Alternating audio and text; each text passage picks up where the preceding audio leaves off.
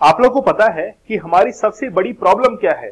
सबसे बड़ी प्रॉब्लम यह है कि हम प्रॉब्लम को जानते हैं लेकिन जानकर भी उससे अनजान बनते हैं, उसके सॉल्यूशन की तरफ कभी भी नहीं बढ़ते हैं।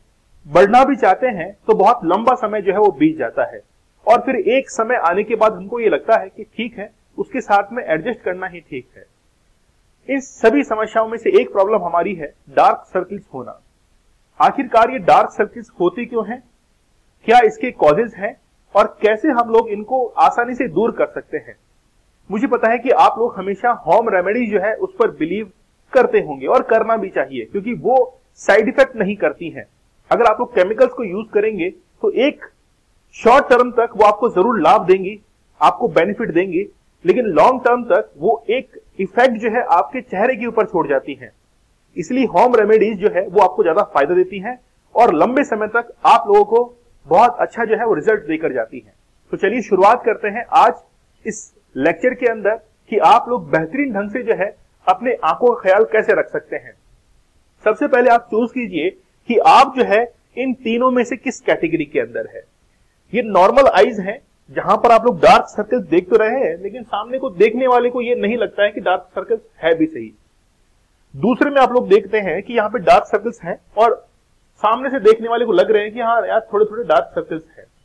यहां पर बहुत ज्यादा जो है वो आप लोग डार्क सर्कल्स देख सकते हैं। तो तीनों में से आप अपने आप को किस कैटेगरी में रखते हैं, आप यहां से चूज कर लीजिए।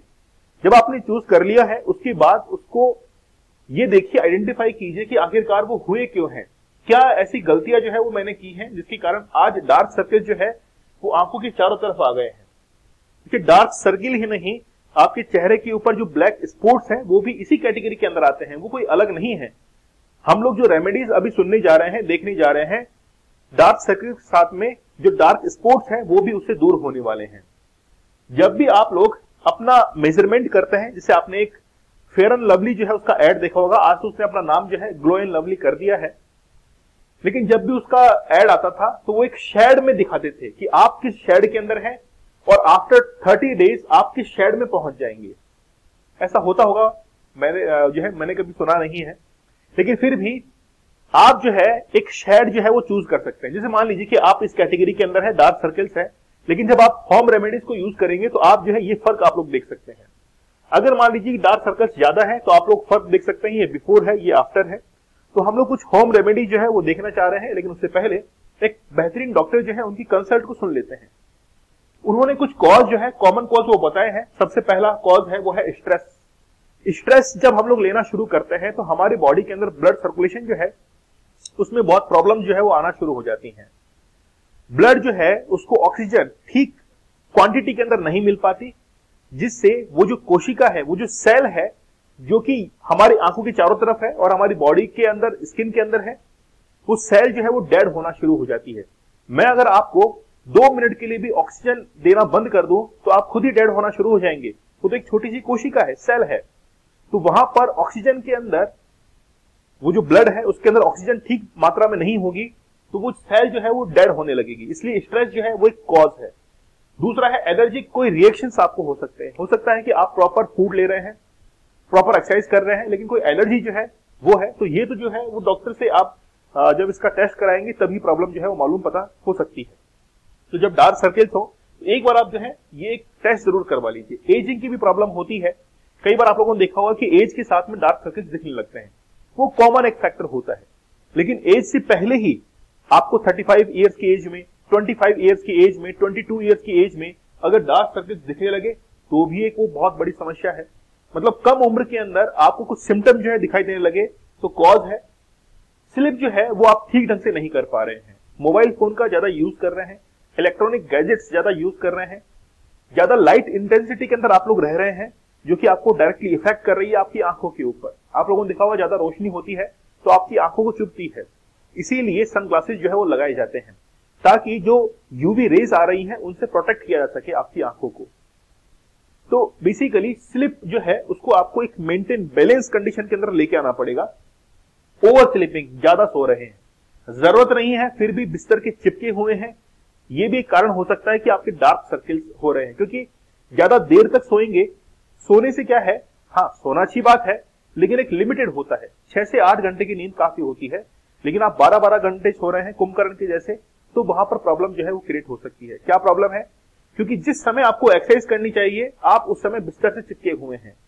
एक्सरसाइज प्रॉपर ना हो पाने के कारण आपका जो पूरा रूटीन है वो बिगड़ जा रहा है। आपका मेटाबॉलिज्म जो है, जिस समय आपको फूड इंटेक की जरूरत थी वो फूड इंटेक नहीं हो पा रहा है। जिस समय आपको नाश्ता करने की जरूरत थी, जूस लेने की जरूरत थी, तो पूरा का पूरा आपका जो बैलेंस डाइट है वो बिगड़ रहा है, इम्बैलेंस की कंडीशन में आ रहा है। तो मेटाबॉलिज्म जो है वो यहां से खराब हो रहा है। फिर है स्मोकिंग करना। स्मोकिंग आप लोग जानते हैं निकोटीन होता है, और वही निकोटीन आपकी नर्व्स के अंदर पहुंचता है और वहां पर पूरी तरीके से उसको चॉक करना शुरू कर देता है। फिर वही कॉज ब्लड सर्कुलेशन ठीक ना हो पाने का डार्क सर्कल जो है दिखने लगते हैं। फैमिली हिस्ट्री होती है। मान लीजिए कि आपकी फैमिली के अंदर, कई बार आप लोगों ने फैमिली में देखा होगा कि एक व्यक्ति के चश्मा लगा हुआ है, सबके लगे हुए हैं, है ना, ये तो एक फैक्टर है। लेकिन बेसिकली कई बार डार्क सर्कल्स को आप लोग देखिए, इसको हम लोग कंपेयर कर सकते हैं आपके हेयर फॉल से।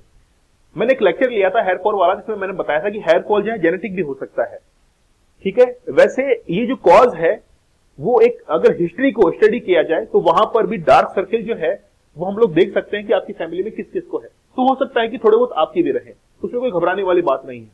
ये कॉजेज जो है हम लोगों ने देख लिए हैं। इन कॉजेज के बेसिस पर आप अपने आप को आइडेंटिफाई कीजिए कि आप इसमें से किस चीज को जो है अभी अपने जीवन में शामिल किए हुए हैं और जल्द जो है उसको दूर करने का प्रयास करें।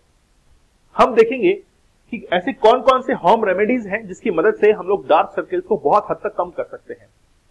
इस चैनल पर हम लोग मैक्सिमम जो है वो कोशिश करेंगे कि जितनी भी होम रेमेडीज हैं उनको हम लोग शामिल करें। और सबसे पहली होम रेमेडी है हम लोग दूध का इस्तेमाल करें। एक कॉमन फैक्टर मैं आप लोगों को बताऊंगा, आगे जितनी भी रेमेडीज हैं उनके अंदर एक कॉमन फैक्टर मैं आप लोगों को बताऊंगा कि जो मिल्क है ना, वो एक कॉमन फैक्टर है। आप मिल्क को हमेशा इस्तेमाल कीजिए, चाहे आप लोग रोज वाटर लगा रहे हैं, किसी और जो है फेस पैक का यूज कर रहे हैं, उसमें मिल्क जो है उसको जरूर यूज करना है। मिल्क क्या काम करता है सुनिएगा। एक कटोरी में दूध जो है, दूध में कॉटन बॉल को भिगो लेना है। आपको एक बाउल लेना है, उसके अंदर दूध डालना है, ठंडा होना चाहिए। कॉटन बॉल जो है वो लेनी है। उसके बाद रुई को आंखों के काले घेरे को कवर करते हुए रखना है लगभग 20 मिनट तक। जैसे आप लोग खीरा लगाते हैं ना, वैसे उसको जो है कॉटन बॉल को लगा लेना है, आंखों पर रहने दे। बाद में ताजा पानी से आंखों को धो ले। अगर आप नियमित सुबह और रात में दोनों बार ये प्रक्रिया अपनाते हैं तो विद इन 30 डेज जो है आप लोगों को इंप्रूवमेंट दिखना शुरू हो जाएगा। तो पहली होम रेमेडी तो ये है। दूध तो सबके घर में है भाई, मस्त होके लगाइए, 3 टाइम लगा लीजिए, कौन मना करता है, नुकसान थोड़ी करेगा। कॉटन बॉल लीजिए, भिगो लीजिए, आंखों पर 20 मिनट जो है वो रखिए, बिल्कुल विदाउट एनी टेंशन। म्यूजिक सुनिए, आप लोगों का जो है डार्क सर्कल से दूर होना शुरू हो जाएगा। बहुत इजी रेमेडी है। दूसरा देखिए, गुलाब जल जो आप लोग इस्तेमाल करते हैं उसमें भी आप लोग थोड़ा सा दूध जो है वो मिक्स कीजिए। दूध की तरह गुलाब जल भी आपकी त्वचा और आंखों के लिए लाभप्रद है। इसके लिए गुलाब जल को ठंडे दूध में बराबर मात्रा में मिलाकर जो है रुई में भिगो ले, फिर उसे अपनी आंखों के ऊपर रहने दे। 20 मिनट के बाद, यानी कि सेम प्रोसेस है, बस उसमें जो रोज वाटर है उसको ऐड करना है, ठीक है। अच्छा, रोज वाटर कौन सा यूज करें, ये भी तो बड़ी प्रॉब्लम है। देखिए, घर पे बनाते हैं तो उसका तो कोई मुकाबला है ही नहीं, लेकिन फिर भी कई आयुर्वेदिक कंपनियां ऐसी हैं जो कि रोज वाटर को सप्लाई करती हैं। आप उनकी मदद जो है वो ले सकते हैं। जल्दी आपको डिस्क्रिप्शन के अंदर एक बेहतरीन गुलाब जल जो है रोज वाटर, उसका हम लोग लिंक जो है प्रोवाइड करवा देंगे, ठीक है। ये दूसरी रेमेडी है। तीसरा है बादाम का तेल। ये मैंने भी यूज किया है और काफी बेहतरीन है।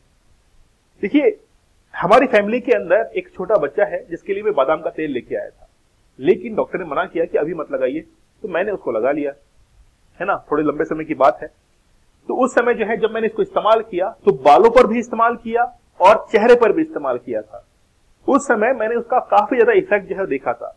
आप लोग जो है वो दूध में इस बादाम तेल को, आलमंड ऑयल जो है इसको मिलाकर, बराबर मात्रा मिलाकर वही कॉटन बॉल जो है वो लगा ले, 20 मिनट तक रहने दे, और इससे जो है धीरे धीरे डार्क सर्कल्स ये सारे जो है वो 30 दिन के अंदर अंदर आपके काम करने लग जाएंगे। फिर है शहद और नींबू से जो है डार्क सर्कल्स काफी कम होते हैं। 1 चम्मच कच्चे दूध में नींबू का रस मिला लें।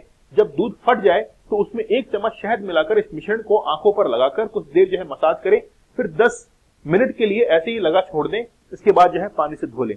ये कुछ होम रेमेडीज हैं जिसकी मदद से आप लोग डार्क सर्कल जो है कम कर सकते हैं।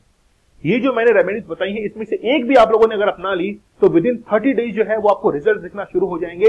और वाकई में जब आप किसी से जो है इंटरेक्शन करेंगे तो आपकी आंखें जो है वो बोलेंगी।